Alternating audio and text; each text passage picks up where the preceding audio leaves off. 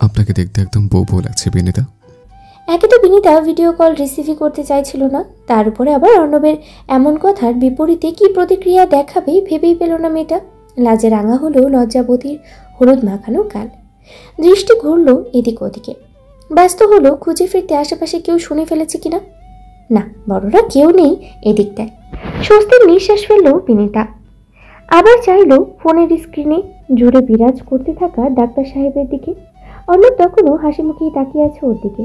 একটু আগের বলা কথা মনে পড়তেই আবার অপ্রস্তুত হলো বিনিতা। এভাবে তাকাবেন না সানফ্লাওয়ার, বুকে ব্যথা হয়। বুকের পা পাশ ধরে পড়ে যাওয়া ভান করলো অর্ণব। লজ্জায় হাঁসফাঁস করতে করতে এবার মেয়েকে রাগ দেখালো মেয়েটা। আপনার সাথে আর কথাই বলবো না আমি, খালি আমায় লজ্জায় ফেলার ধান্দা আপনার। বলেই ঠাস করে অর্ণবের মুখের উপরে কলটা কেটে দিল বিনিতা। আশপাশ থেকে কখন কে শুনে নেয়, পরে বিনিতা ওদের সামনে মুখ দেখাবে কি করে। অর্ণব হতভম্ব, এটা কি হলো? ও তো শুধু একটু প্রশংসাই করছিল, তাতেই এমন করলো মেয়েটা। এত অল্প সময় বিনিতাকে দেখে মন ভরল না ও। তৎক্ষণাৎ বাইকের চাবি নিয়ে বেরিয়ে পড়লো চোখের তৃষ্ণা মেটাতে। এতক্ষণ ধরে হলুদ গায়ে লেগে থাকার দরুন বেশ অস্বস্তি বোধ হচ্ছিল বিনিতার। তাই নিচে নেমে ফ্রেশ হওয়ার কথা চিন্তা করলো। ছাদের এদিকটাই সবাই গল্পে মশগুল। রূপন্দিরা একপাশে বসে কি যেন নিয়ে সিরিয়াস আলোচনায় মত্ত। বিনিতা নিজের মতো সিঁড়ি বেয়ে নিচে নেমে এলো। ফ্রেশ হওয়াটা ভীষণ জরুরি, এভাবে আর থাকা যাচ্ছে না। নিজের ঘরের সামনে আসতেই বিনিতা দেখলো ঘরের লাইট নেভানো। গুটগুটে অন্ধকার ভিতরে জানালারও পর্দা টানা। ঘরের ভিতরে প্রায় কিছুই দেখা যাচ্ছে না। বিনিতা অন্ধকারেই দরজার পাশে সুইচ বোর্ড হাতড়ালো। সুইচ টিপে আলো জ্বলবে ঠিক সেই মুহূর্তে ওর হাতে হ্যাচকা টান পড়লো। সমস্ত অন্তরাত্মা কেঁপে উঠল মেয়েটার। দুতলায় তো এখন কারোর থাকার কথা নয়, সবাই তো ছাদে। একটা বিকট চিৎকার দিতে যাবেও তার আগে ওর মুখ চেপে ধরলো কেউ। অন্ধকারে কিছুই দেখতে পেল না ও। Relax sunflower, it's me. Arnab, মুখ থেকে হাত সরে গেলে বুক ভরে নিঃশ্বাস নিল। নামটা আটকে ছিল এতক্ষণ। আপনি এখানে কি করছেন? আমাকে কেমন ভয় পাইয়ে দিয়েছেন জানেন? চোখে অন্ধকারটা একটু সয়ে আসতেই বিনিতা দেখলো সামনে অর্ণব দাঁড়িয়ে। ভিডিও কলে যেমন দেখেছিল সেভাবেই চলে এসেছে। আপনি ওভাবে ফোন কেটে দিলেন কেন তখন? আমার দেখা শেষ হয়নি তো। বিনিতা অনুভব করলো অর্ণবর কাছাকাছি, অনেকটা কাছাকাছি দাঁড়িয়ে। তাই ভাবলাম সরাসরি দেখে আসে। অর্ণবের গরম নিঃশ্বাস পড়ছে বিনিতার মুখের উপরে। কেঁপে উঠল বিনিতা। বিনিতার ঠোঁটের তর্জনী ঠেকালো Arnab. Let me see you. বিনিতাকে এক ঝটকায় পেছন ফেরালো অর্ণব। চুলগুলো আস্তে করে সরালো ঘাড়ের এক পাশে। অর্ণবের গরম নিঃশ্বাস এবার সরাসরি পড়ছে বিনিতার উন্মুক্ত ঘাড়ের উপরে। কি করছিলেন? ঘাড়ের উপরে ঠান্ডা কিছু স্পর্শ অনুভব হতেই শিউরে উঠে চোখ বন্ধ করে ফেলল বিনিতা। আমার বউকে আমি বাদে সবে হলুদ লাগিয়ে ফেলেছে। আমার জন্য এখন কোনো জায়গা অবশিষ্ট নেই। ফিসফিস করলো অর্ণব। তারপর বিনিতাকে ঘুরিয়ে দাঁড় করালো সম্মুখে। বিনিতার চোখ এখনো বন্ধ। Open your eyes. আপনাকে দেখতে রিস্ক নিয়ে এত দূর এলাম, আর আপনি যদি এভাবে চোখ বন্ধ করে থাকেন তাহলে আমার কি হবে? আস্তে করে চোখ খুলল বিনিতা। তাকাতে পারল না ওই নেশালো গাঢ় বাদামি চোখে। Look at me. আমাকে কি বাজে দেখাচ্ছে? বিনিতা তাকালো অর্ণবের গভীর চোখ দুটো। গাঢ় বাদামি চোখ দুটোর ভাষা আজকে অন্যরকম, পড়তে পারছে না বিনিতা। কাপা কাপা কণ্ঠে বলল বিনিতা, আপনার শুধু পালে পালে স্বভাব। এখন এমন উলঝাত দেখাচ্ছেন, ঠিক আছে, তবে কালকের পর থেকে আর এসব উলঝাত খাটবে না। পাকা হাসলো অর্ণব।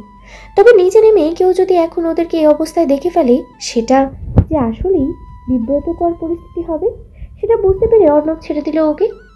তৃষ্ণা মেটাতে এসে আমার তৃষ্ণা যে আরো বেড়ে গেল সানফ্লাওয়ার। আপনি আমার হতে আর কখনটা বাকি। বিনিতা লজ্জায় মুখ তুলে তাকাতে পারল না অর্ণবের দিকে। আপনি বড্ড অধৈর্য ডক্টর সাহেব। ঠিক তখনই সিঁড়িতে কারোর পায়ের শব্দ পাওয়া গেল। কেউ আসছে বোধ হয়, তাড়াতাড়ি নেমে যান। মেয়েটার চোখে মুখে স্পষ্ট উদ্বেগ। অর্ণবের পুরো ঠোঁট জোড়া আলগোছে স্পর্শ করলো বিনিতার হলুদ শুকিয়ে যাওয়া কপাল। আসছে। অর্ণব বেরিয়ে যেতেই স্বস্তির নিঃশ্বাস ফেলল বিনিতা। তারপর ঘরের বাতি জ্বালিয়ে জামা কাপড় নিয়ে দ্রুত ঢুকে গেল ওয়াশরুমে। সকালে মিষ্টি রোদ্দুর জানালার পর্দা ভেদ করে চোখে পড়তেই চোখ মেলল বিনিতা। পাশে রূপন্তী এখনো গভীর ঘুমে মতো। ঘরের বাইরে হইচই শব্দ শুরু হয়ে গেছে সকাল সকাল। নিনিতা ধীরে উঠে বসলো, চুলগুলো এলোমেলো হয়ে আছে পুরো মুখ জুড়ে। নিনিতা বিছানা থেকে উঠে আয়নার সামনে দাঁড়ায়। আজকের সকাল ওর জীবনের সবচেয়ে নির্জন সকাল বলে মনে হচ্ছে। আশপাশ মানুষজনে ভরা, তারপরেও সবাই ওকে নিয়ে ব্যস্ত। তবু ওর ভেতরে এক চিলতে একা অনুভূতিটা কারোর চোখে পড়ছে না। রেনুমা বেগম এসেছেন ওদেরকে ডাকতে। ঘুম ভেঙেছে তোমার? রূপান্তী উঠেনি এখনো? কত বেলা হয়েছে, চলো কিছু খেয়ে নিবে। কালকে রাতে শুতে শুতে দেরি হয়ে গিয়েছিল। তুমি যাও, আমি রূপন্তীকে ডেকে নিয়ে আসছি। আচ্ছা তাড়াতাড়ি এসো, আমি অপেক্ষায় আছি। রেনুমা বেগম চলে যাওয়ার পর বিনিতা আয়নায় নিজের দিকে তাকিয়ে থাকলো কিছুক্ষণ। চোখের নিচে ক্লান্তির ছাপ। টেনশনে ভালো ঘুম হয়নি, কিন্তু চোখ দুটো শান্ত, ভীষণ শান্ত, যেন দীর্ঘদিন পর কোনো গন্তব্য পৌঁছাতে গেছে। একটা নতুন জীবনের শুরু। কেমন হবে সেই জীবন, তার সম্পর্কে ওর কোনো ধারণাই নেই। কি রে, কি ভাবছিস এত? রবীন্দ্রের ধাক্কায় ভাবনার সুতো ছিল ওর। আয়নার দিক থেকে চেয়ে থাকা চোখ দুটো ফিরে এলো বাস্তবে। কখন উঠেছিস তুই? জিজ্ঞেস করলো বিনিতা। রূপন্তী হাই তুলে বলল, তো চুল আছড়ানোর আওয়াজে ঘুম ভেঙে গেল। উঠে দেখলাম আয়নার সামনে দাঁড়িয়ে দার্শনিকের মতো ভাবছিস। বিয়ের দিন ভাবনা আর ছুটি পায় না নাকি? বিনিতা হাসলো। কেমন অদ্ভুত লাগছে রে, নিজেকে এই মুহূর্তে অপরিচিত মনে হচ্ছে। রূপন্তী বিনিতার পাশে এসে দাঁড়ালো, হাত রাখলো কাঁধে। ভয় পাচ্ছিস? ভয়? ঠিক ভয় না, একটা অদ্ভুত অনুভূতি, মানে যেটাকে কোনো নাম দিতে পারছি না আমি। একটা নতুন শুরু, একটা অন্যরকম লাগা তো থাকবেই। এটা নিয়ে বেশি ভাবিস না। নাস্তা করবি চল, আন্টি অলরেডি ডেকে গেছে। দীর্ঘশ্বাস ফেললো বিনিতা। চল। পার্লারে আপুরা আসেনি এখনো? বিনিতা জিজ্ঞেস করলো বিছানায় বসে ফোন স্ক্রল করতে থাকা রূপন্তীকে। আসার কথা তো 10টায়, ফোন দিয়েছিলাম বলে রাস্তায় একটু ট্রাফিক। রূপন্তী বলল, বাইরে হইচই, আত্মীয় স্বজনরা আসতে শুরু করেছে। বাচ্চাদের চিৎকার চেঁচামেচি আর বড়দের গল্প হাসাহাসিতে মুখরিত করে সামলাচ্ছেন বাবুর্চিদের। মেয়েটার ঘরে আধা ঘন্টা পর দরজার কড়া নাড়ল দুজন মেকআপ আর্টিস্ট। ঢুকেই হেসে বলল, সরি একটু দেরি হয়ে গেল আপু, শুরু করি। মেয়েটা চুপচাপ চেয়ার টেনে বসলো। রূপন্তী পাশে দাঁড়িয়ে সবকিছু পর্যবেক্ষণ করছে নিজের চোখে। চুল থেকে শুরু করলো ওরা। ঘন কোমর ছুতে যাওয়া চুল ব্রাশ করে সোজা করলো। তারপরে হালকা কার্ল আর কাঁচা ফুল দিয়ে বানানো হলো হেয়ার বান। চোখে শিমার শ্যাডো, কপালে টিকলি, ঠোঁটে রোজ গোল্ড লিপস্টিক, আর গালে হাইলাইটারের টাচ। কাজলের শেষ টানে দেওয়ার সময় নিজেকে আয়নায় দেখে থমকে যায় বিনিতা। মেকআপের পর এবার শাড়ি পরার পালা। অর্ণবের পছন্দ করা সেই গাঢ় লাল জামদানিটা। ব্লাউজ পেটিকোট পরে আসতেই বিনিতাকে যত্ন সহকারে শাড়িটা পরিয়ে দিল মেকআপ আর্টিস্ট দুইজন মেয়ে। সাথেই টুকটাক সাহায্য করলো রূপন্তী। শাড়ির শেষ ভাঁজটা তুলে দিয়ে দুজন মেকআপ আর্টিস্ট হাসি মুখে বলল, আপনাকে দেখে মনে হচ্ছে কোনো সিনেমার কোণে। রূপন্তী সঙ্গে সঙ্গে বলে উঠল, সিনেমা না, রীতিমতো ব্লকবাস্টার কোণে। এখন শুধু হিরো আসলেই হয়। আরেকজন মেকআপ আর্টিস্ট চুলে শেষ টাচ দিচ্ছিল। হিরো তো দেখি খুব লাকি। বিনিতা নিচু স্বরে বলল, তোমরা একটু চুপ থাকবে? রূপন্তী হেসে বলল, লজ্জা পাচ্ছিস কেন? আমরাই তো। হেসে উঠল সবাই। সেই মুহূর্তেই দরজার মৃদু শব্দ হলো। ওরা ফিরে তাকিয়ে দেখলো রেনুমা বেগম এসেছেন, হাতে বিয়ের ওড়না। এটা আমার ঘর ছিল, দিয়ে যেতে ভুলে গিয়েছিলাম। রূপন্তী এগিয়ে গিয়ে বলল, আন্টি এটা আপনি পরিয়ে দিন। মেকআপ আর্টিস্টটা সরে দাঁড়ালো। রেনুমা ধীরে ধীরে সামনে এলেন। বিনিতার মাথার কাছে দাঁড়িয়ে কিছুক্ষণ চুপ করে থাকলেন। চোখের কোণটা চিকচিক করে উঠল ওনার ওনার ভাঁজ খুলে খুব যত্ন করে পরিয়ে দিলেন বিনিতার মাথায়। তারপর দুপাশ সামলে দিয়ে গালে হাত রাখলেন মেয়ের। এই ওড়নাটা আমি আমার বিয়ের দিন প্রথম পা রেখেছিলাম এক নতুন জীবনে। আজ তুমি রাখবে। এইটুকু দোয়া আমার পক্ষ থেকে, মা। বিনিতার চোখ এক মুহূর্তের জন্য বন্ধ হয়ে গেল। মায়ের কথাগুলো হৃদয়ের খুব গোপন কোনো জায়গায় গিয়ে লাগলো বোধ হয়। রেনুমা বেগম চুমু খেলেন মেয়ের কপালে। মার্শাল্লাহ, আমার মেয়েটা পুরো পুতুল বউ লাগছে। তারপর রূপন্দের দিকে তাকিয়ে বললেন, তুমি একটু দেখে নিও মা, সব ঠিকঠাক আছে কিনা। আমি যাই, ওইদিকে বর আসার সময় হয়ে গেল। রূপন্দি মাথা নেড়ে সায় দিল। আপনি যান আন্টি, আমি আসছি এখানে। রানুর মা বেগম একবার ভালো করে মেয়ের মুখটা দেখে নিলেন, তারপর ধীরে ধীরে পিছন ফিরে বেরিয়ে গেলেন দরজার দিক দিয়ে। ঘরের ভিতরে কিছুক্ষণ যেন নিস্তব্ধতা থেমে এলো। বাইরের কোলাহল শোনা যাচ্ছে এখান থেকে। ছেলেপক্ষের গাড়ি ঢুকবে আর একটু পরেই। রানুবা বেগম চলে যাওয়ার পরই মিথিলা ঢুকলো। কিরে বিনিতা, অর্ণব ভাই তো আজকে তোর দিক থেকে চৌকি পেরাতে পারবে না। রূপন্তী একগাল হাসলো। যা বলছিস, তুই এখন এলি? মিথিলা হাসতে হাসতেই ঘরে ঢুকলো। এখনই তো এলাম, বাইরের এত আওয়াজ মনে হচ্ছে পুরো ঢাকা এক জায়গায় জমেছে। আর তুই বিনিতা, অর্ণব ভাই আসলে আজ তোর দিক থেকে চোখ পেরাতে পারবে না। বিনিতা লজ্জা পেল। এত বাড়াবাড়ি করিস না, ঠিকঠাক লাগছে তো সব। কি বললি? হেব্বি লাগছে। রূপন্তী আবার হাসলো। বর এসেছে, বর এসেছে। মিথিলাদের কথার মাঝখানে বাইরে থেকে ভেসে এলো উচ্ছ্বাসিত কলরব। রূপন্তী মিথিলা গেল সেখানে। গেট ধরে মোটা টাকা নেওয়ার পরিকল্পনা করছে ওরা। ঘর থেকে রূপন্তীরা বেরিয়ে যেতেই বিনিতা জানলার কাছে গিয়ে দাঁড়ালো। গেট দিয়ে তখন সবে বরের গাড়ি ঢুকছে। No money, no honey, no money, no honey. কোনো পক্ষের মেয়েগুলো চিৎকারে বরপক্ষের ছেলেগুলোর মাথা প্রায় খারাপ হবার জোগাড়। রূপন্তী, মিথিলা আর বিনিতার সব মেয়ে কাজিনগুলো মিলেই গেট ধরেছে। উদ্দেশ্য হবু জামাইয়ের কাছ থেকে মোটা অঙ্কের টাকা হাতানো। অনেকক্ষণ যাবৎ হইচইয়ের পর অবশেষে মোটা অঙ্কের টাকা হাতিয়ে তবেই মেয়েগুলো গেট থেকে সরে দাঁড়ালো। বরকে বসানো হলো স্টেজে। কিছুক্ষণ পর বিনিতার ডাক পড়লো সেখানে। স্টেজে বসে থাকা অর্ণব একটু দম নিয়ে চারিদিকে তাকালো। এত হই হুল্লোড়ের মাঝে ওর চোখ শুধু খুঁজছে বেড়াচ্ছে একটাই মুখ। সেই সময় মিথিলা আর রূপন্তী সাথে বিনিতা এগিয়ে এলো স্টেজের দিকে। অর্ণব সোফা থেকে উঠে হাত বাড়ালো বিনিতার দিকে। অর্ণবের হাতে হাত রেখে বিনিতা উঠে এলো স্টেজে।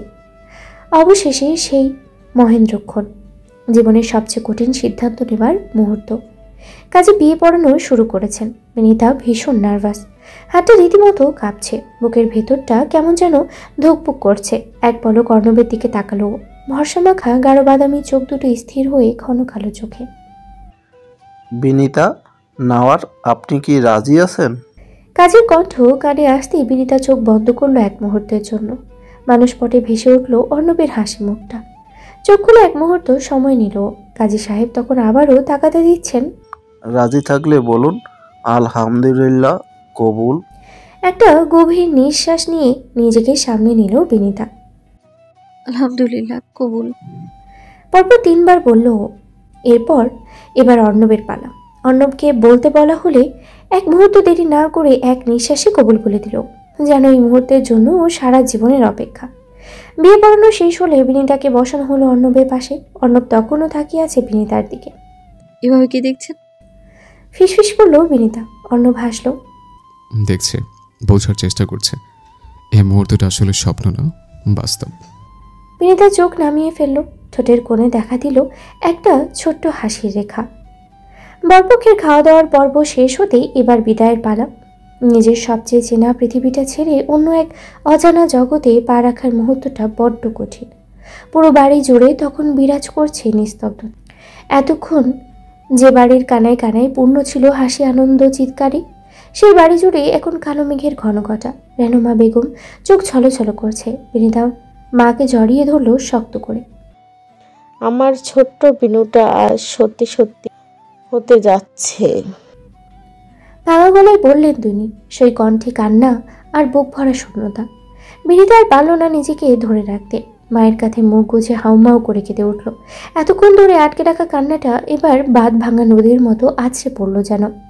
পাশ থেকে বিনিতার বাবা এগিয়ে এলেন, হাত রাখলেন মেয়ের মাথায়। ওনার চোখও ছলছল। উনি অর্ণবের হাতে তুলে নিলেন বিনিতার হাত। আমার মেয়েটাকে যত্ন রেখো বাবা, মেয়েটা আমার অনেক আদরের। আমাকে ভরসা করতে পারেন, আমি ওর পাশে আছি, সারা জীবন থাকবো। অর্ণব আশ্বস্ত করে বিনিতার বাবাকে। অর্ণবের কণ্ঠের উষ্ণতা ফারুক সাহেব শান্ত হলেন একটু। রেনুমা বেগম এবার শেষবারের মতো কপালে চুমু খেলেন বিনিতার। তারপর বিনীতাকে গাড়িতে বসিয়ে দিয়ে শাড়ির আঁচলটা তুলে দিলেন ওর কোলে। অর্ণব তারপর রেহনুমা বেগম আর ফারুক সাহেবকে আবারও আশ্বস্ত করে এক ঝলক তাকিয়ে দেখলো কাঁদতে কাঁদতে নাকের ডগা লাল বানিয়ে ফেলা মেয়েটাকে, যার জন্য ওর এতটা অপেক্ষা, এতটা স্বপ্ন। তারপর বিনীতার পাশে উঠে বসলো অর্ণব। গাড়ি ছাড়লো ধীরে ধীরে। বাড়ির সামনে দাঁড়িয়ে থাকা মানুষগুলো হাত নাড়ছে। বিনীতা পেছন ফিরে তাকালো জানলার ফাঁক দিয়ে, দেখলো রেহনুমা বেগম কান্না আর ফারুক সাহেবের থমথমে মুখটা। এটাই ওর চেনা জগতের শেষ দৃশ্য।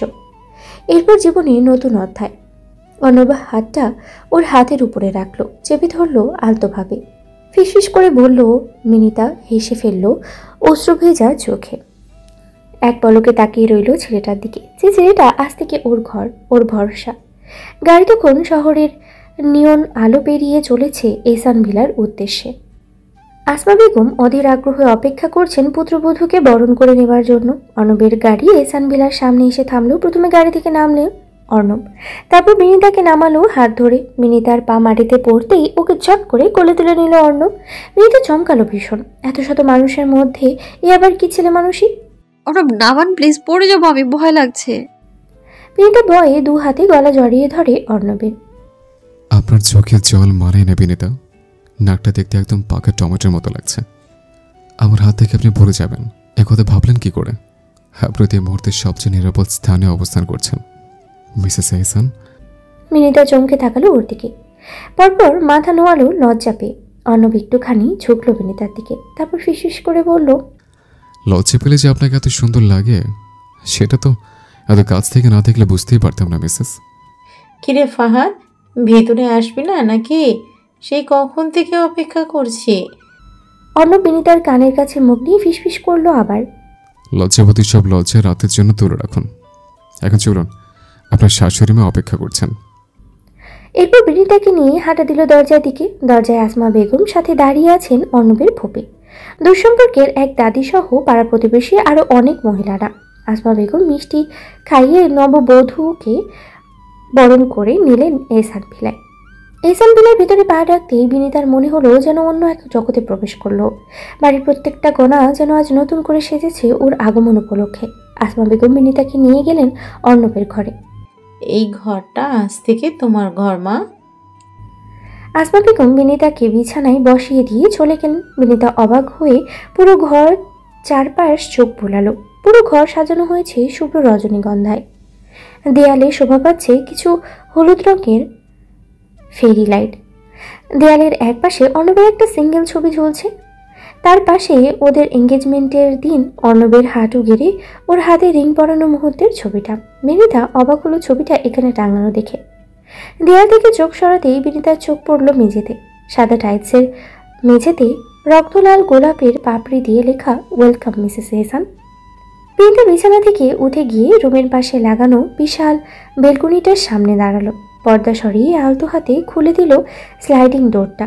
সাথে সাথেই রাতের এক ফালি ঠান্ডা বাতাস ছুঁয়ে গেল বিনীতার ক্লান্ত শরীরটা। সারাদিনের ধকল সামলে এবেলায় এসে বড্ড ক্লান্ত হয়ে পড়েছে ওর পুরো শরীর। বারান্দার এক কোনায় কতগুলো টব রাখা, তাতে ফুটে আছে সাদা কামিনী ফুল। তার পাশে রাখা দুটো বেতের চেয়ার, মাঝখানে একটা গোল টেবিল। বিনীতা গিয়ে বসলো একটা চেয়ারে।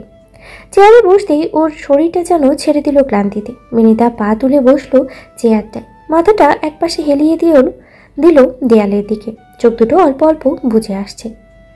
আকাশে আজ এক ফালি চাঁদ, অল্প অল্প বাতাসে দুলে উঠছে গাছের পাতাগুলো, যেন স্বাগতম জানাচ্ছে নতুন গৃহিণীকে। ঘরের দরজায় শব্দ হলো হালকা করে। অর্ণব ফিরেছে। অর্ণবের কাজিন গোষ্ঠী ওরফে বিচ্ছু বাহিনীকে সামনে আস্তে আস্তে বড্ড দেরি হয়ে গেল। বিনীতা নিশ্চয়ই অপেক্ষা করতে করতে বিরক্ত হয়ে গেছে ওর উপরে। অর্ণব ঘরে ঢুকে চারপাশে তাকিয়ে বিনীতাকে না পেয়ে একটু অবাক হলো। তারপর ওর চোখ গেল বেলকুনির খোলা দরজার দিকে। ধীরে ধীরে ও এগিয়ে গেল সেদিকে। বেলকুনির দরজায় দাঁড়াতেই ওর চোখ পড়ল একটা স্নিগ্ধ দৃশ্য। বিনীতা বেতের চেয়ালে পা তুলে গুটিসুটি হয়ে ঘুমিয়ে আছে। চোখের উপরে এসে পড়েছে কয়েকটা অবাধ্য চোখ, ঠোঁটটা অল্প ফাঁক করা, ক্লান্তির ছায়া ওর মুখ জুড়ে। অনেক কিছুক্ষণ মুগ্ধ চোখে তাকিয়ে থাকলো ওই মায়াময় মুখটায়। ঠোঁটের কোনায় ফুটলো একটা ছোট্ট হাসি। তারপর ধীরে ধীরে এগিয়ে গেল বিনীতার দিকে, হাঁটু করে বসলো ওর পাশে। আলতো করে সরিয়ে দিল চোখের উপরে এসে পড়া অবাধ্য চোরগুলোকে। কাছ থেকে বিনিতার মুখটা বড্ড আকর্ষণীয় লাগছে ওর কাছে। ঈষৎ ফাঁক হয়ে থাকা রক্তিম ঠোঁট দুটো বড্ড টানছে ওকে। মাথা চাড়া দিচ্ছে নিষিদ্ধ কিছু ইচ্ছে। অর্ণব লাগাম টানলো সেসব নিষিদ্ধ ইচ্ছেতে। তারপর ঝুঁকে পড়া একটা দীর্ঘ চুমু আঁকলো বিনিতার ললাটে। বিনিতা নড়ে চড়ে উঠলো একটু। অর্ণব তারপর বিনিতার শাড়ি সামলে সাবধানে কোলে তুলে নিল ওকে। বিনিতা কেমন একটা অস্পষ্ট শব্দ করলো ঘুমের ঘোরে। মাথাটা অর্ণবের বুকে রেখে আবারও নিস্তব্ধ হয়ে গেল। অর্ণব হাসল নিঃশব্দে। ওর বুকে মাথা রেখে বিনিতাকে দেখলে যেন এক পৃথিবীর শান্তি এসে নামে ওর বক্ষস্থলে। বিনিতাকে নিয়ে ধীরে ধীরে ঘরের দিকে এগিয়ে গেল। বিছানার কাছে পৌঁছে খুব যত্ন করে শুইয়ে দিল বিনিতাকে। ও শাড়ির আঁচলটা এক পাশে ঠিক করে দিয়ে মাথার নিচে বালিশটা গুছিয়ে দিল। তারপর কতক্ষণ ধরে যে ওর দিকে তাকিয়ে থাকলো সে সময়ের হিসাব কেউ রাখেনি। ভারী গয়নায় অস্থিরভাবে বিনিতার ঘুমটা আলগা হয়ে এলো। ধীরে ধীরে চোখ খুলতে চোখের সামনে ভেসে উঠল সাজানো গোছানো অপরিচিত একটু ঘর। কিছুক্ষণ অবাক চোখে তাকিয়ে থেকে বুঝতে চেষ্টা করলো এটা কোথায়। তারপর মনে পড়লো হাজর বিয়ে ছিল ও এখন থেকে অর্ণবের ঘরে। ও ধীরে ধীরে উঠে বসলো বিছানায়। অর্ণব ঘরে নেই। বাথরুম থেকে পানি পড়ার শব্দ আসছে। কখন ঘুমিয়ে পড়েছিল কি জানে। ইস, অর্ণব কি ভেবেছে ওকে। কিছুক্ষণ পর বাথরুমের পানি পড়ার শব্দ থেমে গেল। খট করে শব্দ হলো দরজার। টাওয়াল দিয়ে মাথা মুছতে মুছতে বেরিয়ে এলো অর্ণব। একটা ছোট্ট চিৎকার বেরিয়ে এলো বিনিতার মুখ থেকে। দুহাত দিয়ে চোখ ঢেকে ফেললো সঙ্গে সঙ্গে। অর্ণব, আপনি? অর্ণব থমকে গেল। কয়েক সেকেন্ডের জন্য যেন বুঝে উঠতে পারলো না কি হচ্ছে। তারপর হেসে ফেললো ও। আমি ভেবেছিলাম আপনি এখনো ঘুমাচ্ছেন।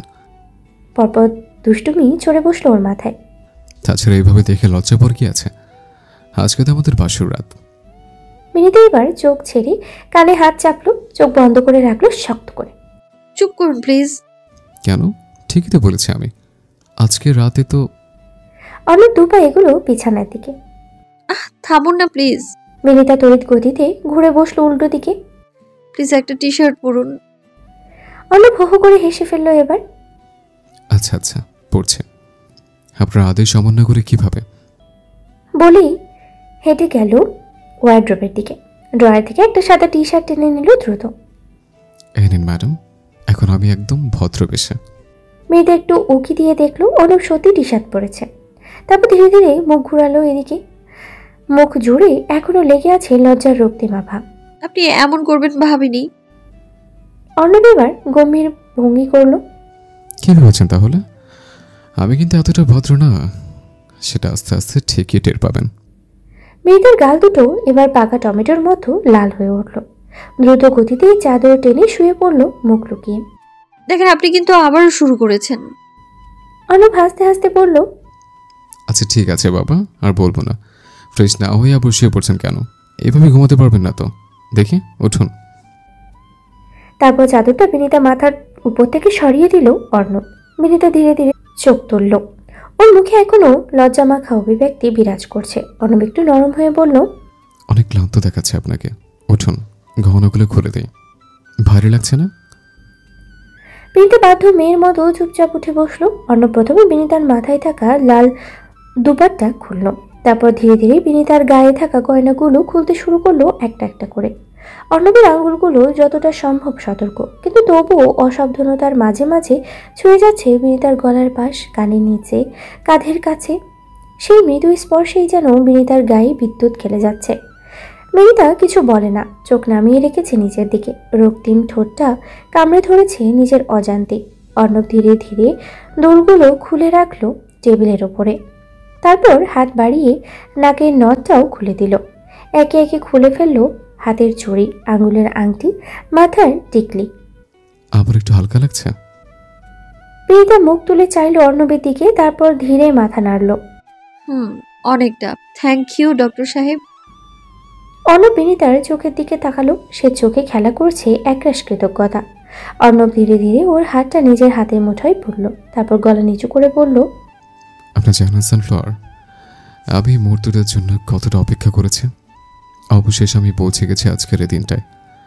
আল্লাহ তাআলার কাছে হাজার হাজার শুকরিয়া যে আমি আপনার মতো একজন জীবনসঙ্গিনী পেয়েছি। আমি কিন্তু কখনো জোর করতে চাইনি আপনাকে কোনো কিছুতে, এখনো চাই না। বিনীতা চুপ করে রইল। তারপর খুব আস্তে খুব কোমলভাবে মাথা রাখলো অর্ণবের কাঁধে। অর্ণব কিছুক্ষণ নিশ্চুপ রইল। ও যেন ঠিক বিশ্বাস করতে পারছে না এই মুহূর্তটা সত্যি। বিনীতা সত্যি সত্যি নিজের দিকে মাথা রেখেছে ওর কাঁধে। বিনীতার গাল তখন অর্ণবের গলা ছুঁয়ে আছে। অর্ণব বুকের মধ্যে টের পেল এক অনির্বাচনীয় উষ্ণতা। এতদিন ধরে যা কেবল কল্পনায় ছিল আজ তা বাস্তবেই ধরা দিয়েছে। অর্ণব আস্তে করে এক হাত তুলে বিনীতার কপালের উপরে এসে পড়া কয়েক গাছি চুল সরিয়ে আলতো করে গুঁজে দিল কানের পেছনে। তারপর বিনীতার কানে ফিসফিস করে বলল, আপনার গালটা একটা ছুঁয়ে দিতে ইচ্ছে করছে। বিনীতা ধীরে মাথা নাড়ল। হ্যাঁ কি না বোঝা গেল না। অর্ণব এক পলক তাকালো ওর দিকে। চোখ বন্ধ করে রেখেছে ও, কিন্তু ওর নিঃশ্বাসের গতি, ওর বন্ধ চোখ আর গালটা যেন একটু বেশি ঠেকেছে অর্ণবের গলায়। ওর সবই যেন মৌন সম্মতির ভাষা। অর্ণব ধীরে ধীরে ওর গাল ছুঁয়ে দিল, আলতো, খুব আলতোভাবে। বিনীতা কেঁপে উঠল হালকা। অর্ণব মৃদু হাসলো। বিনীতা, ছাদে যাবেন? বিনীতা একটু চমকে মাথা তুলল। এখন এত রাতে? অর্ণব মুচকি হেসে বলল, রাতটাই তো আমাদের। তাছাড়া আমাদের ছাদটা নাকি আপনার খুবই পছন্দের, মায়ের কাছে শুনেছে। বিনীতা এবার অবাক হলো। আপনাদের বাসার সবচেয়ে সুন্দর জায়গা ওটা। অর্ণব হাসলো। এত পছন্দ হয়েছে? বিনীতা চোখ নামিয়ে বলল, খুব। যেদিন এসেছিলাম সেদিন তো আপনি বাসায় ছিলেন না। তাই তো, এখন আমি আছি। চলুন যাওয়া যাক। ছাদটা বোধহয় আপনার জন্য অপেক্ষা করছিল এতদিন। ছাদের দরজা খুলতেই মধ্যরাতে ঠান্ডা বাতাস ছুঁয়ে গেল পুরো শরীর। দূরে কোথাও বৃষ্টি হচ্ছে বোধহয়। আকাশে মেঘের আড়াল থেকে উকি দিচ্ছে আধখানা চাঁদ। চারপাশটা গাছগাছালিতে ভরা। রাতের নিস্তব্ধতা খান খান করে ঝিঝি পোকার একটানা ঢাকের মাঝে দূর থেকে ভেসে আসছে দু একটা রাত জাগা কুকুরের ডাক। ওরা দুজনে ছাদের রেলিং ঘেঁষে দাঁড়ালো। হঠাৎ করে একটা কুকুর একটু বেশি জোরে ডেকে উঠতেই বিনীতা শক্ত করে আঁকড়ে ধরল অর্ণবের বাহু। অর্ণব এক পলক তাকালো বিনীতার দিকে। ওর চোখে তখন অদ্ভুত প্রশ্রয়। ওর আরেকটা হাত রাখলো বিনীতার আঁকড়ে ধরা হাতের উপরে। নিঃশব্দেই বলতে চাইল যেন, ভয় পেও না, আমি আছি।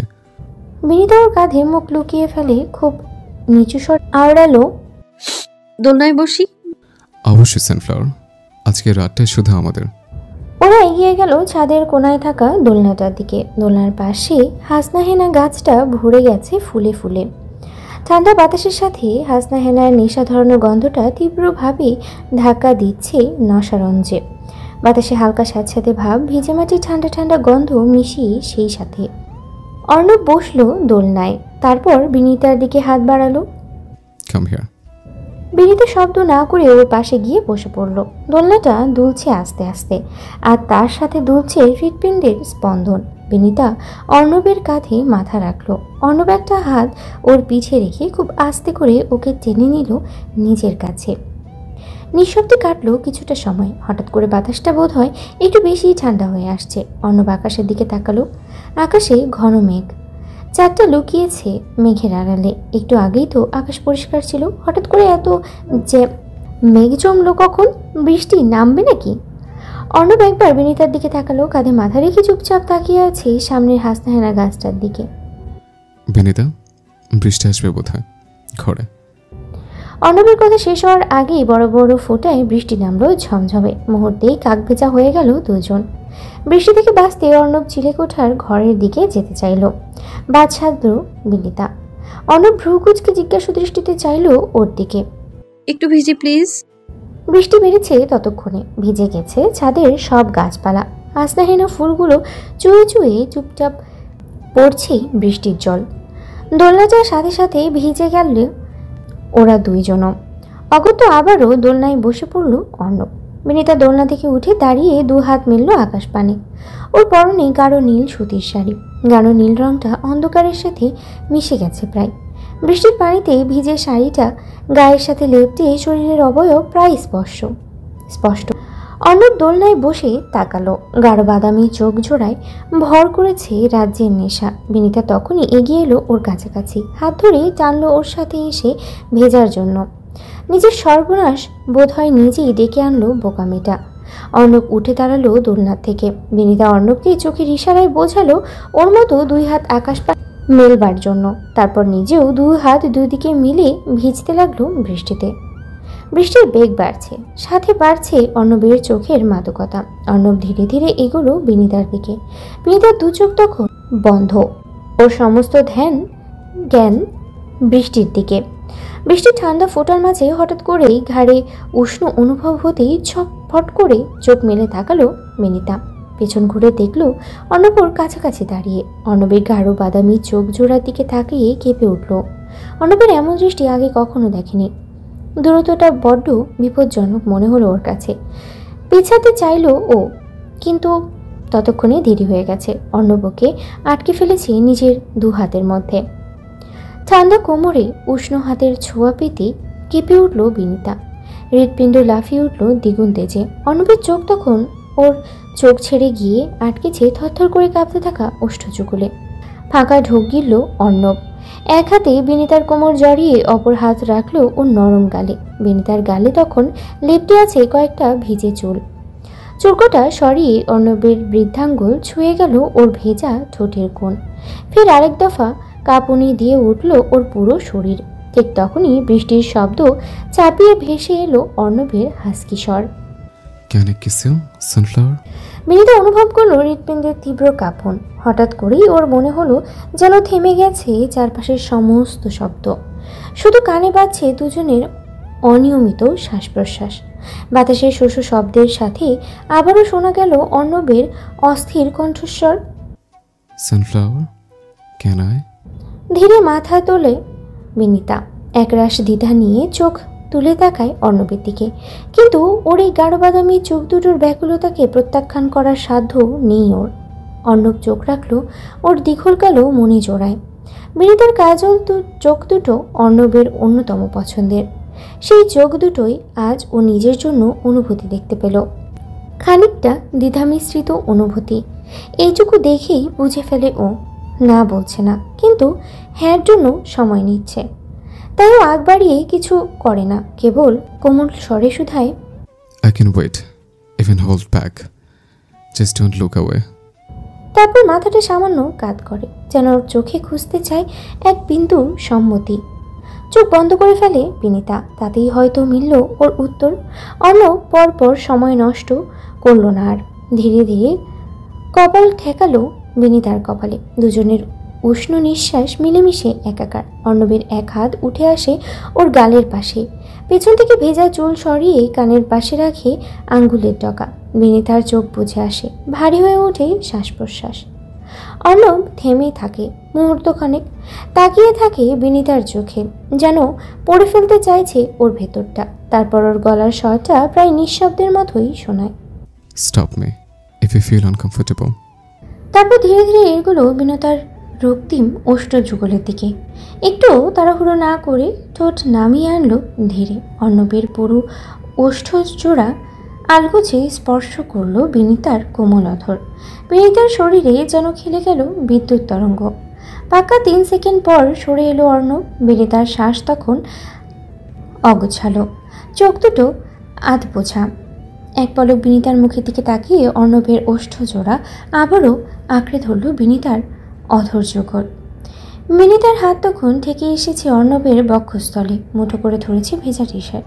ভেজা টি শার্টের নিচে হৃৎপিণ্ডটা তখন লাফিয়ে চলেছে সমান তালে, যার ছন্দে তাল মেলাচ্ছে বিনিতার ঘন করে আসা নিঃশ্বাস। কিছু সময় পর বিনিতার নিঃশ্বাস আটকে এলো। অর্ণব ওই ঠোঁট ছেড়ে কপাল ঠেকল কপালে। দুজনের অগোছালো নিঃশ্বাস পড়ছে একটার পর একটা। বৃষ্টি থেমে গেছে তখন, শান্ত হয়েছে প্রকৃতি, তার সাথে শান্ত হয়েছে অর্ণবের ভিতরে বয়ে চলা ঝড়। অর্ণব বিনিতার দিকে তাকালো, লজ্জায় হাঁসফাঁস করছে মেয়েটা, লাজে রাঙা হয়ে নববধূর মুখখানি। অর্ণব মুগ্ধ হলো নববধূর এই নতুন রূপে। বিনিতা? অর্ণব ডাকলো ফিসফিসিয়ে। এতক্ষণ কোনো রকমে অর্ণবের সামনে দাঁড়িয়ে থাকলেও এই যাত্রায় আর দাঁড়াতে পারল না বিনিতা। এক ছোটে বেরিয়ে গেল ছাদের দরজা দিয়ে। বিনিতা সাবধানে, পড়ে যাবেন তো, ছাদের মেঝে পিচ্ছিল হয়ে আছে বৃষ্টির পানিতে। কে শুনে কার কথা? বিনিতা ততক্ষণে অদৃশ্য হয়ে গেছে ছাদের দরজা দিয়ে। বিনিতার আচমকা দৌড়, লজ্জারাঙা হাঁসফাঁস মুখশ্রী। অর্ণব বোধ হয় আরেকবার নতুন করে প্রেমে পড়ল। ও মাথা নিচু করে নিজের ভেজা চুলে আঙ্গুল চালালো।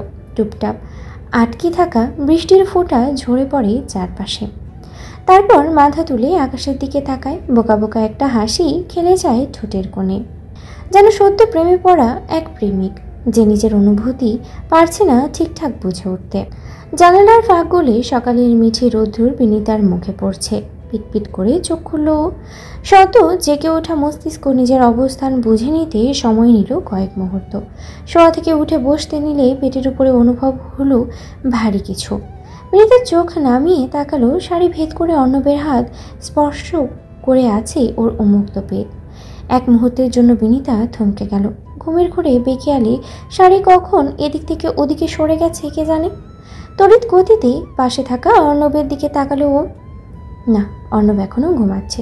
জেগে থাকলে লজ্জায় ওর কী অবস্থা হতো সেটা ভাবতে ভাবতেই আস্তে করে অর্ণবের ভারী হাতটা নিজের পেটের উপর থেকে সরিয়ে পাশে রাখলো বিনীতা। শাড়ি ঠিকঠাক করে বিছানা থেকে নামতে নিল। হঠাৎ করে আঁচলে টান পড়ায় থেমে যেতে হলো ওকে। ঘাড় ঘুরিয়ে পেছনে চাইল ও। হৃৎপিণ্ড নামক বস্তুটা থক করে উঠল। ঘুম ঘুম চোখে অর্ণব হাত বাড়িয়ে আঁচল টেনে ধরেছে। আমাকে রে গড়ে যাচ্ছেন? আমি মানে আপনি তো ঘুমাচ্ছিলেন তাই। কথা শেষ করার আগেই শাড়ির আঁচলে হ্যাঁচকা টান পড়ায় হুমড়ি খেয়ে অর্ণবের বুকের উপরে পড়ল। বিনীতার ঠোঁটে তর্জনী ছোঁয়ালো অর্ণব। অর্ণবের ঠোঁটে হাসি, চোখ দুটো ঘুমের রেশ কাটায়নি এখনো। কোথায় বলেছেন? ওর ঘুম ঘুম হাসকি স্বরে বিনীতার কয়েকটা হার্টবিট মিস হলো বোধ হয়। বিনীতার গাল গরম হয়ে উঠল। অপ্রস্তুত মুখে কিছু বলতে গিয়েও থেমে গেল ও। নিজের বিপজ্জনক অবস্থানটা টের পেয়ে দ্রুত সরে আসতে চাইলে কিন্তু অর্ণবের বলিষ্ঠ হাতটা শক্ত করে চেপে ধরেছে ওর মেদহীন কোমর। একটুখানি থাকুন না, খালি পালে পালে স্বভাব আপনার। বাচ্চাদের মতো মুখ ফুলালো অর্ণব। বিনীতা ফিক করে হেসে ফেলল এবার। এই যে ঘুম থেকে উঠেই আপনার নাটক শুরু হলো, ছাড়ুন দেখি। উঠতে উঠতে এমনিতেই দেরি হয়ে গেছে, আপনি আরো দেরি করিয়ে দিচ্ছেন। আন্টি কি ভাববে বলুন তো? কি আর ভাববে? এটাই ভাববে যে তার ছেলে আর বৌমা সকাল সকাল রোমান্সে মগ্ন। বিনীতার দিকে তাকিয়ে চোখ টিপল অর্ণব। বিনীতার চোখ গোল গোল করে বলল, আপনার লজ্জা করছে না? কি যাতা বলছেন আপনি? লজ্জার কি আছে? যা সত্যি তাই তো বলছে। এই যে আপনি আমার এত কাছাকাছি, এটা রোমান্স নয়? অর্ণবের কথায় আরেক দফা লাল হয়ে ওঠে বিনীতার গাল। আপনার মাথায় রোমান্স ছাড়া আর কিছু আসে না? হ্যাঁ, নববিবাহিত বধূ আশেপাশে থাকলে তখন মাথায় আর কিচ্ছু থাকার কথা হতো না। বিনীতার কপালের উপরে পড়ে থাকা চুলগুলো আলতো করে কানের পেছনে গুছতে গুছতে উত্তর দিল অর্ণব। লাজে চোখ নামিয়ে ফেললো বিনীতা। এক ঝটকায় অর্ণবের বুকের উপর থেকে সরে এসে উঠে দাঁড়ালো। চটপট আঁচল ঠিক করে ঘর থেকে বেরিয়ে গেল। পেছনে ফেলে গেল অর্ণবের মুখের একরাশ তৃপ্ত দুষ্টু হাসি। আজ দুপুরে রিসেপশনের আয়োজন করা হয়েছে সানভিলায়। পার্লারের মেয়েরা বিনীতাকে সাজাতে চলে এসেছে। বিনীতা চটপট গোসল সেরে এসে সাজতে বসেছে। ওদিকে অর্ণব ঘরে বসে থাকতে থাকতে অধৈর্য হয়ে গেছে। বিনীতা ঘর থেকে সেই যে সকালবেলা বেরোলো, তারপর আর আসার নামই নেই। এভাবে বসে থাকতে থাকতে দরজার নব ঘোরানোর শব্দ হতেই চমকে মাথা তোলে অর্ণব। চোখ জুড়ে তীক্ষ্ণ কৌতূহল, এই বুঝি এসে গেল ওর সানফ্লাওয়ার। কিন্তু দরজা পুরোপুরি খুললে দেখা গেল ভিতরে ঢুকছে আসমা বেগম, হাতে একটা গয়নার বাক্স। অর্ণবের মুখের একরাশ বিরক্তি ভেসে ওঠে। অর্ণবকে এভাবে বসে থাকতে দেখে আসমা বেগম বললেন, এই ছেলে এখনো রেডি হও নাই? কখন রেডি হবে? দেরি হয়ে যাচ্ছে তো। তারপর আলমারি থেকে বিনীতার জন্য শাড়ি বের করতে করতে আবার বললেন, বিনীতাকে তো পার্লারের মেয়েরা রেডি করাতে এসেছে, ও এখনই আসবে না। তুমি ওর জন্য বসে না থেকে রেডি হয়ে নাও। অর্ণব মুখে কিছু না বললেও চোখে মুখে স্পষ্ট লেখা। তুমি না এসে বিনীতা নিচে সেরে নিতে এলো না কেন মা? আসমা বেগম চলে যেতেই ও আবার দরজার দিকে তাকালো। তারপর চোখ নামিয়ে রিস্ট ওয়াচে তাকালো একবার। না, কতক্ষণ লাগবে বলো তো সানফ্লাওয়ার? ওর অসহিষ্ণু মনটা ধীরে ধীরে বদল গেল ব্যাকুলতায়। ঘড়ির কাঁটা যখন রিসেপশনের সময়ের দিকে এগোচ্ছে, অর্ণবের অস্থিরতাও যেন বাড়ছে পাল্লা দিয়ে। ঠিক এমন সময় দরজায় ঢোকা পড়লো। তারপর মৃদু শব্দ করে দরজাটা খুলে গেল ধীর গতিতে। অর্ণবের চোখ মুহূর্তেই স্থির হয়ে গেল দরজায় দাঁড়িয়ে থাকা মেয়েটির উপরে। পেস্টেল পিচ রঙের শাড়ির সোনালি পাড়ি ক্ষুদ্র কাজ করা, কোমর সম চুলগুলো আজ খোলা, কপালে ছোট্ট একটা টিপ, হাত ভর্তি চুড়ি, মাঝখানে দুটো সোনার বালা, কানে ঝুমকা ঝুলছে, গলায় ভারী গয়না, ঠোঁটে ডার্ক নুড লিপস্টিক। সব কিছু ছাপিয়ে যা সবচেয়ে বেশি চোখে পড়ছে তা হলো ওর চোখ দুটো। গাঢ় কাজল আর হালকা ব্রাউন স্মোকি আইশ্যাডো হোয়াইট চোখ দুটোকে আজ অন্যরকমই লাগাচ্ছে। এক পলক তাকিয়ে দেখে কেমন যেন নিঃশ্বাস বন্ধ হয়ে এলো অর্ণবের। সানফ্লাওয়ার। ঠোঁটের কোণে নিজের অজান্তেই চলে এসেছে মুচকি হাসি। বিনিতা ভেতরে ঢুকে লাজুক মুখে বলল, পার্লারের আপুরা বলল একবার এসে আপনাকে দেখাতে ঠিকঠাক সাজা হয়েছে কিনা, দেখুন তো কেমন লাগছে। অর্ণব ধীরে ধীরে এগিয়ে গেল ওর দিকে। অর্ণবকে এগোতে দেখে বিনিতার হৃৎপিণ্ড নামক বস্তুটা ধক করে উঠল। সব ঠিক আছে, শুধু একটা সমস্যা হয়েছে, বলল অর্ণব। কি? বিনিতা বিচলিত হলো ওর কথায়। তারপর বলিষ্ঠ হাতে ওর কোমর জড়িয়ে অর্ণবকে মিশিয়ে নিল নিজের সাথে। পারফিউম আর নতুন শাড়ির গন্ধ মিলেমিশে একটা মিষ্টি মিষ্টি নেশা তৈরি হয়েছে অর্ণবের চারপাশে। সমস্যাটা হলো, অর্ণবের হাতটা ততক্ষণে উঠে এসেছে বিনিতার গালে, বৃদ্ধাঙ্গুল ছুঁয়েছে ঠোঁটের কোণ, কণ্ঠ নেমে এসেছে খাতে। ওদিকে বিনিতার অবস্থা নাজেহাল, হৃৎপিণ্ডটা যেন বুকের ভেতরে লাফাতে লাফাতে বেরিয়ে যেতে চাইছে। অর্ণব মুখটা ওর মুখের খুব কাছাকাছি এনে ফিসফিস করলো, I wanna kiss you, sunflower, right now. বিনিতার ঠোঁটের কোণ কেঁপে উঠল, চোখের পাতা যেন ভারী হয়ে এলো। ওর চোখ দুটো বুঝে আসতেই অর্ণব ধীরে ধীরে ঝুঁকে এলো সামনের দিকে। দুটো কপাল প্রথমে ছুঁয়ে গেল, তারপর ঠোঁট ছুঁয়ে গেল ঠোঁট, সাবধানে নিঃশব্দে। কিছু সময় অতিক্রান্ত হওয়ার পর অর্ণবের নজর আটকালো ওর ঠোঁট ছেড়ে কাঁধে। বিনিতার নিঃশ্বাস তখন পড়ছে অনিয়মিতভাবে। কাঁধ থেকে ওর শাড়ির আঁচলটা কিছুটা সরে গেছে বেখেয়ালে, উন্মুক্ত হয়েছে কাঁধের খানিকটা অংশ। অর্ণবের চোখ আটকে যায় সেই উন্মুক্ত অংশে দৃশ্যমান কুচকুচে কালো তিলটায়। তিলটা যেন মুগ্ধতার এক অদ্ভুত আর ক্ষুদ্র কেন্দ্রবিন্দু হয়ে ধরা দিয়েছে ওর চোখে। অর্ণবের আঙুল এগোয় ধীরে, দৃষ্টিতে মুহূর্তেই গাঢ় হয় মাদকতার পরিমাণ। আঙুলের স্পর্শ থেমে যায় সেই তিলের আশেপাশেই, তারপর ঠোঁট নেমে আসে নিঃশব্দে। বিনিতা শিউরে ওঠে চোখ বন্ধ অবস্থায়, চোখগুলো আঙুলগুলো আঁকড়ে ধরে অর্ণবের শার্টের কলারে। ঠিক সেই মুহূর্তেই ঢোকা পড়ল দরজায়। ভাইয়া হলো, তোমাদের মা ডাকছে নিচে। ফাইমের কণ্ঠ ভেসে এলো দরজার ওপাশ থেকে। বিনিতা লাফ দিয়ে সরে যায় অর্ণবের কাছ থেকে। লজ্জায় পলাশরাঙ্গা হয়েছে পুরো বদন। অর্ণব ধপ করে চোখ বন্ধ করে মাথাটা পিছনে হেলিয়ে দেয়। একটা স্পষ্ট দীর্ঘশ্বাস বেরিয়ে এলো ওর ঠোঁটের ফাঁক দিয়ে।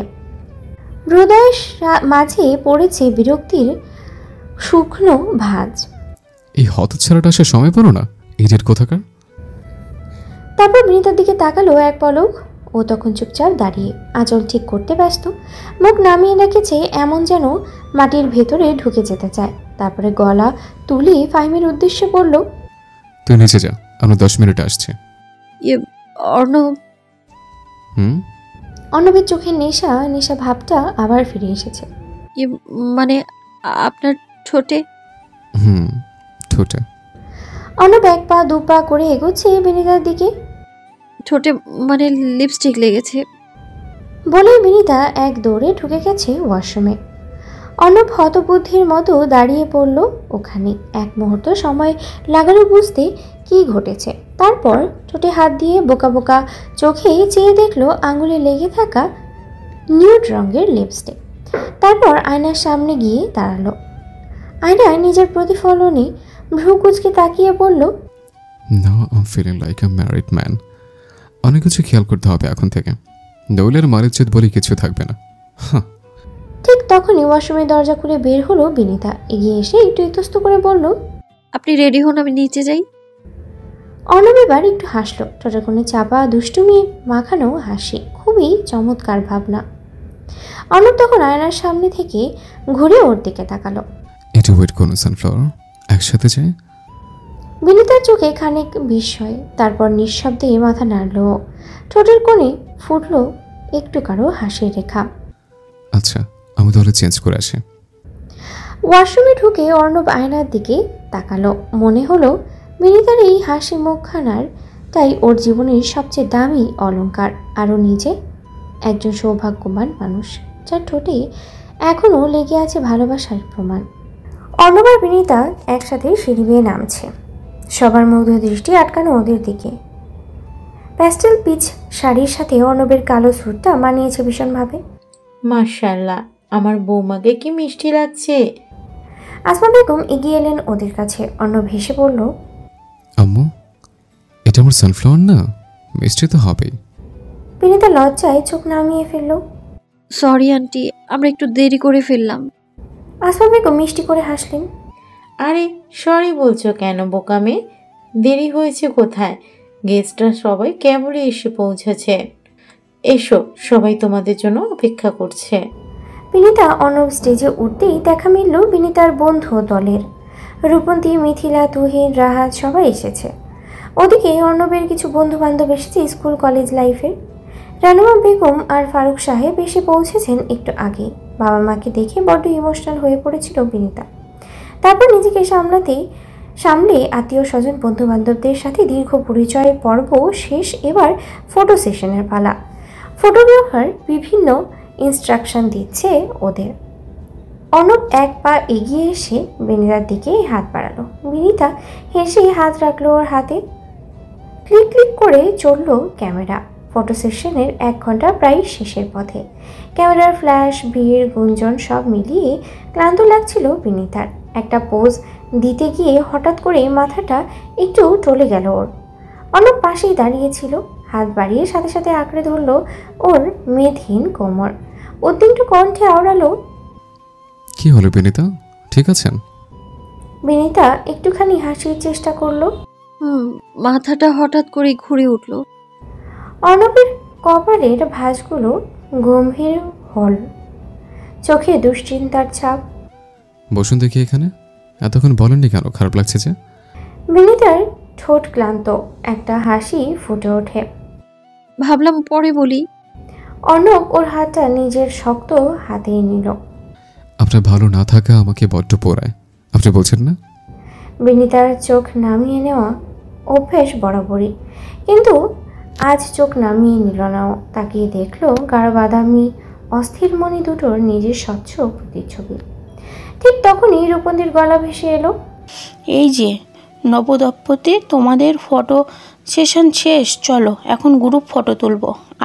অর্ণব বলল, 10 মিনিটে বিরতি নিচ্ছে, এরপর বাকিটা। রূপন্তী কিছুটা অবাক হয়ে তাকালো ওর দিকে, তারপর বলল, আচ্ছা, ইজ ইয়োর ইউইশ। রূপন্তী চলে যেতে অর্ণব তাকালো বিনীতার দিকে।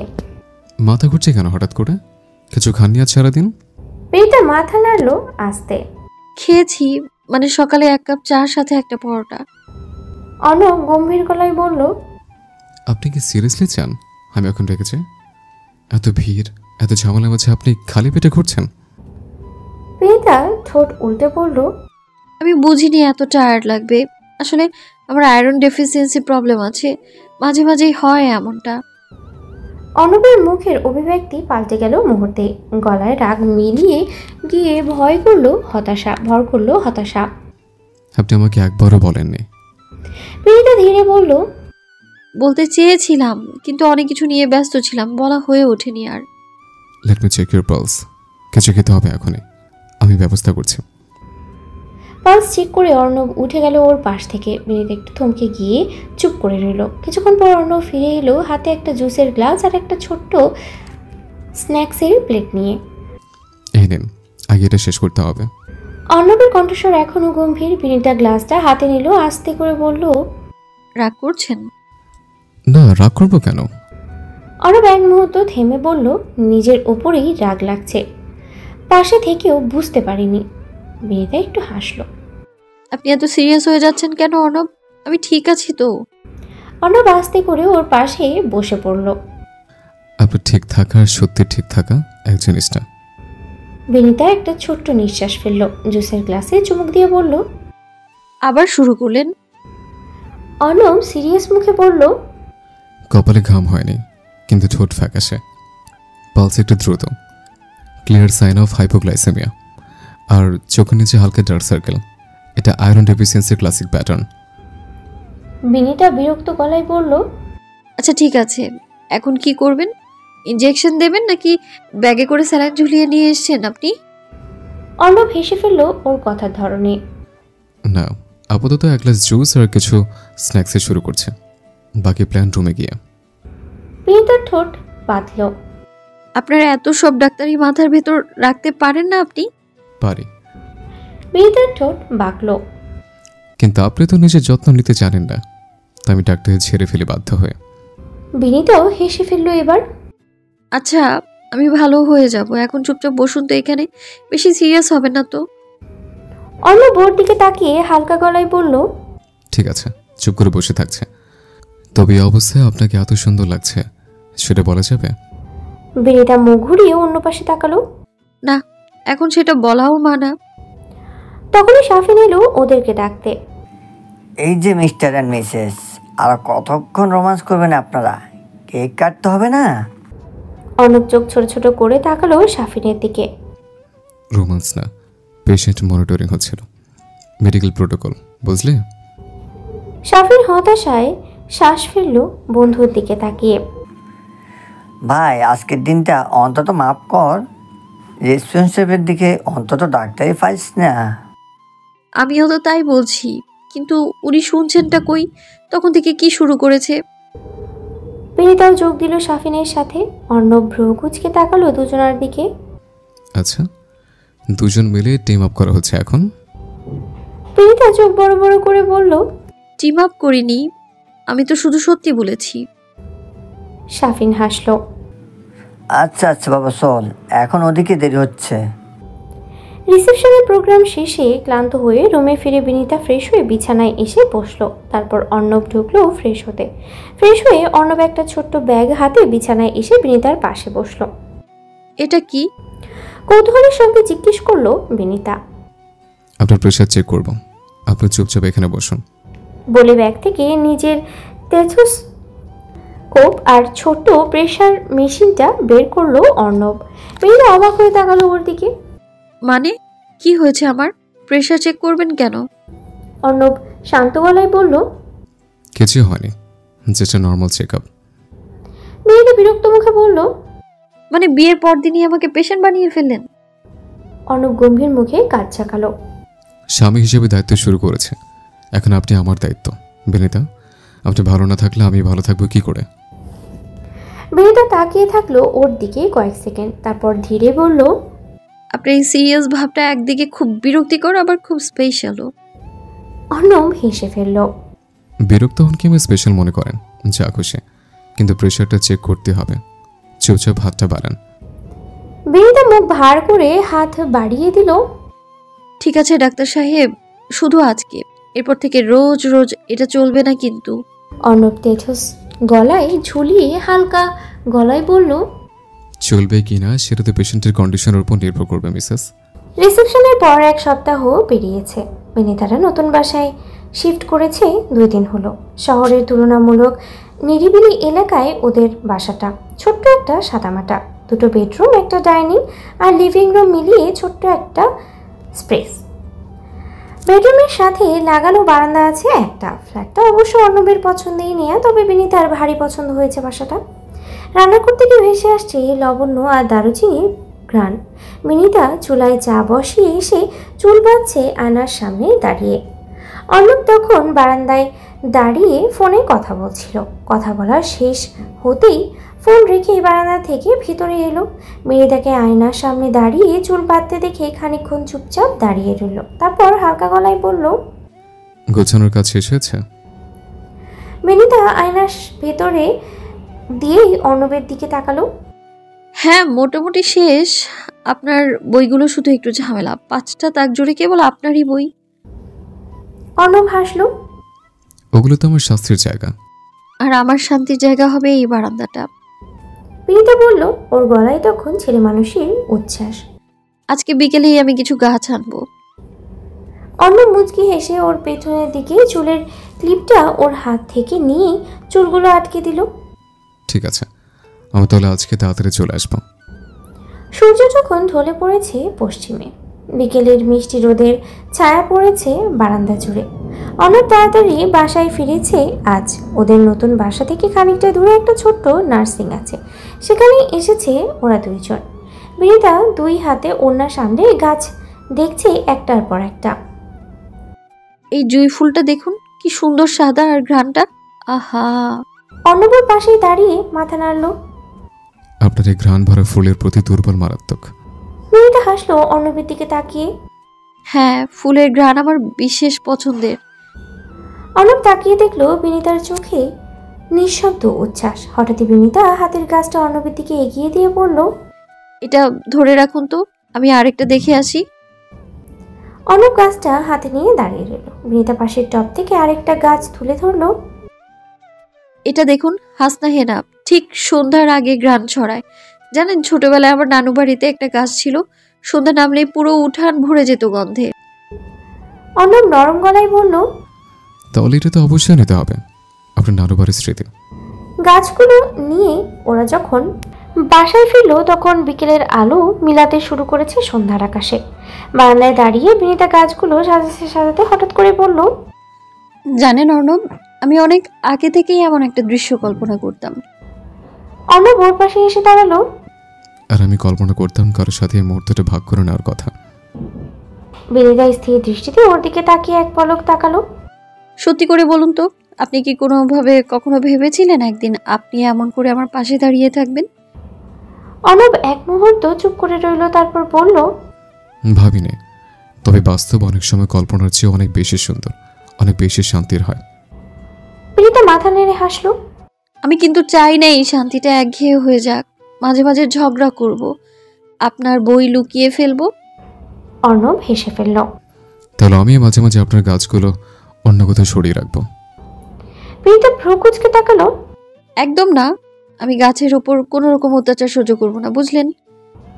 অর্ণব হেসে মাথা নেড়ে বলল, আচ্ছা আচ্ছা, আমি তো মজা করছিলাম, আপনার গাছে হাত দেওয়ার সাহস আমার নেই বাবা। বিনিতা জমের হাসি হাসলো।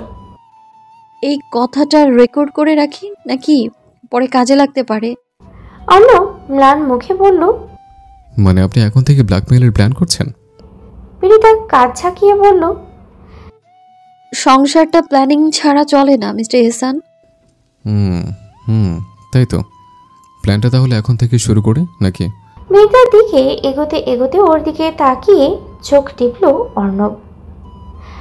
বিনিতার সাথে সাথে পেছনে সরতে সরতে বলল, এই আপনার এসব উল্টাপাল্টা প্ল্যানিং আপনার কাছেই রাখুন তো।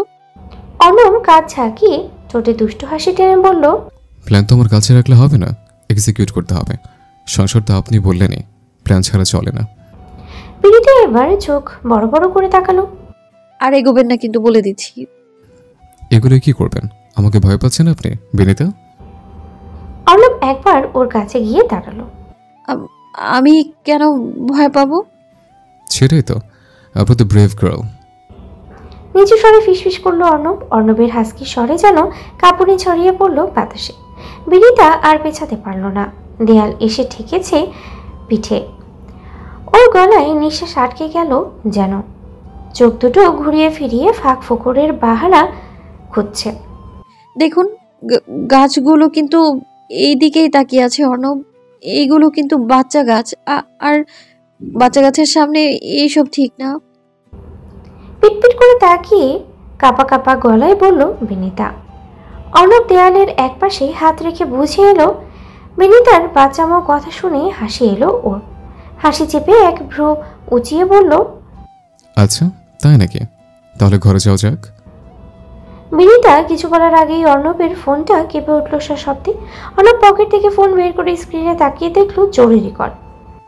একটুর জন্য বেঁচে গেলেন ম্যাডাম। বিনিতা হাফ ছেড়ে বাঁচলো যেন। উফ, একটুর জন্য আপনার প্ল্যানিং এর 12টা বেজে গেল মিস্টার। অর্ণব ফোন রিসিভ করার আগে একবার চোখ সরু করে তাকালো। এটা সাময়িক পজ, আমি ফিরে আসছি মিসেস, পালানোর চেষ্টা করবেন না।